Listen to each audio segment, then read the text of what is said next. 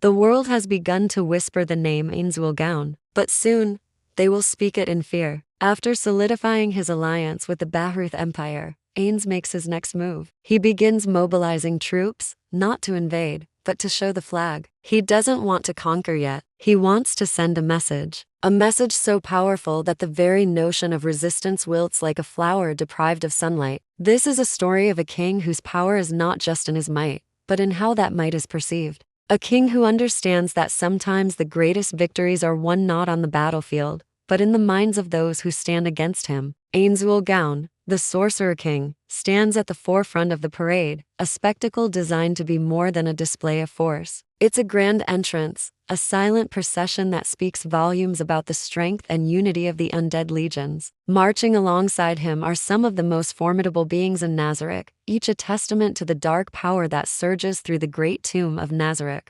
Shaltir Bloodfallen, one of Ainz's most trusted and formidable vampire brides, rides a skeletal warhorse, her every movement exuding both power and grace. Her presence alone strikes fear into the hearts of those who behold her. Following close behind her is Aura and Mare, twin sorcerers who embody the raw magical power that flows from the depths of the tomb. Their dark attire accentuated by the eerie glow of their magic, they appear as otherworldly beings, hinting at the arcane forces that lie at Ainz's command. The rest of the parade is a sea of undead, a silent and disciplined legion that marches with unwavering resolve. Skeletal generals clad in ancient armor lead the way, their hollow eyes burning with an eerie light. Behind them come the Death Knights, their obsidian armor gleaming ominously in the sunlight. They ride massive skeletal steeds, forming a wall of darkness that inspires dread among the living. And then there are the countless nameless soldiers, their faces hidden behind their helmets, their movements precise and in unison. There is no looting, no violence, only perfect discipline and an overwhelming sense of purpose. As they march, the ground trembles beneath their feet, sending a shiver of fear through the very foundations of the empire. Emperor Jerknev, who had invited the undead to his capital city of Bahrooth, observes the parade from a distance, a mix of relief and horror on his face. Relief that the legendary heroes of the 6 great nations were indeed on his side, and horror at the chilling spectacle of obedience and power. They obey him without question. He thinks to himself, even the strongest undead, this isn't magic, it's worship. It dawns on him that Ainz commands not just an army, but a religion, a terrifying thought that sends chills down his spine. The Sorcerer King's power is absolute and unquestioning. As the parade continues, reaching the city square of Bahrooth, Ainz dismounts from his skeletal steed, the rest of his companions doing the same. The Emperor watches as the Sorcerer King, with a mere wave of his hand, stops the parade.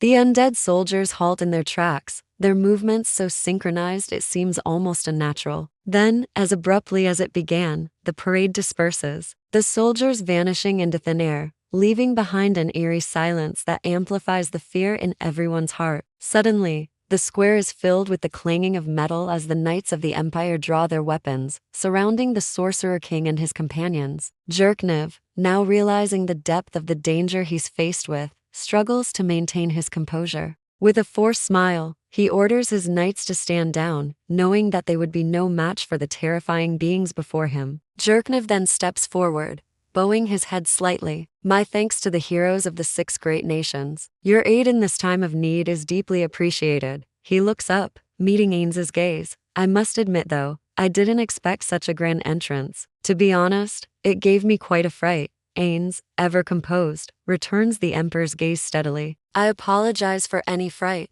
Emperor Jerknev. However, I believe it was necessary to showcase our strength to those who might harbor even the slightest thought of going against us. Jerknev nods slowly, understanding the gravity of Ainz's words. Indeed, it seems I still have much to learn about the true nature of power. He pauses, then asks a crucial question. What are the terms under which the heroes of the 6 nations would lend their aid? Ainz, with a slight smile playing on his lips, responds, We are here to forge an alliance, Emperor. An alliance built on mutual respect and understanding. We seek not just aid, but true cooperation in these troubled times, and so a new chapter unfolds in the tale of the Sorcerer King, a tale of power, alliances, and the unending struggle between darkness and light. Meanwhile, far from the bustling capital, the Raesti's kingdom watches the undead march on their border, their faces grim with worry. The farmers abandon their fields, the merchants reroute their trade, all without a sword being drawn. Even the bravest border town, Irintel, evacuates itself.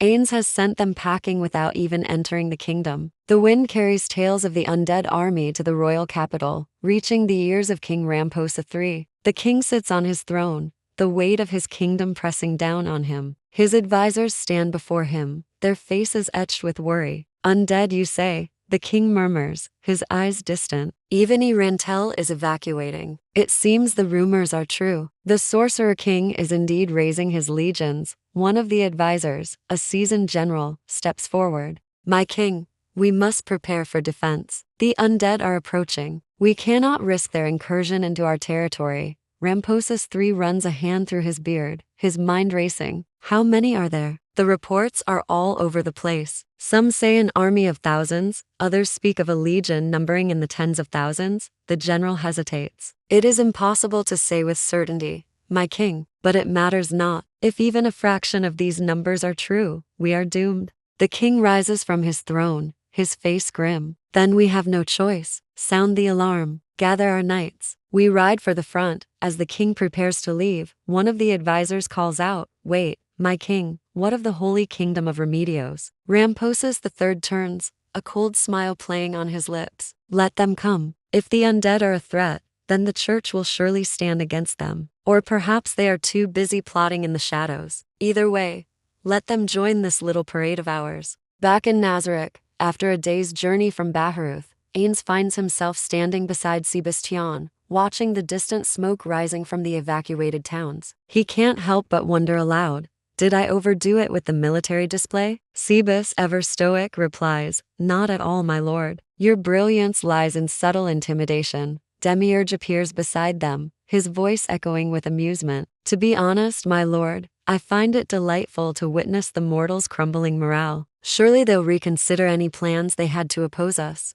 Ainz rubs his temples, sighing internally. I just wanted to make sure everyone knows we're strong. Not to scare them out of their cities, though. Sebas nods his head slowly. Indeed, my lord, your compassion for the weak is admirable. But sometimes it is kindness that allows evil to fester. Demiurge adds, perhaps this parade will serve as a catalyst to end this conflict swiftly. A swift and decisive victory is always preferable to a prolonged war. Wouldn't you agree, my lord? Ainz turns, his expression thoughtful. Yes, you make a valid point, Demiurge. But it's not just about ending the war quickly. It's about ruling afterwards. A scared populace is easier to control. The humans are already beginning to second-guess their alliances and rulers. Soon they will see that resistance is futile. That is true strength. That is what I desire. And so the tale of the Sorcerer King continues, a tale of power, ambition, and the relentless pursuit of strength. Ainz may not have drawn blood, but he has already changed the course of the new world.